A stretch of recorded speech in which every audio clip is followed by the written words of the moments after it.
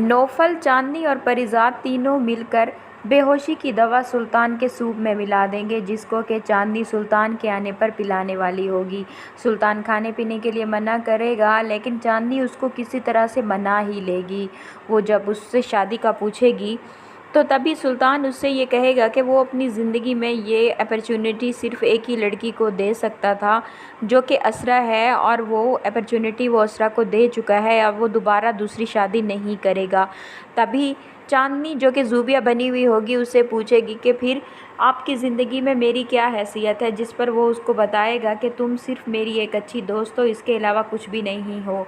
तभी वो सूप जिसमें बेहोशी की दवा मिली हुई होगी वो सुल्तान को ज़बरदस्ती पिलाएगी, जिसे पीकर सुल्तान का सर बहुत ही भारी हो जाएगा और वो रूम में चल के थोड़ा रेस्ट करने के लिए बोलेगा। रूम में तो पहले से ही कैमरा सेट कर दिए गए होंगे, जो कि नौफल और परिजात ने मिलकर सेट किए थे।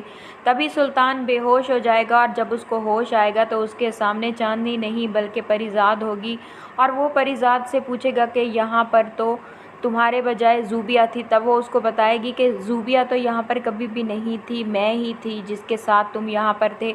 उसे अपनी आंखों पर और अपने कानों पर यकीन नहीं हो रहा होगा।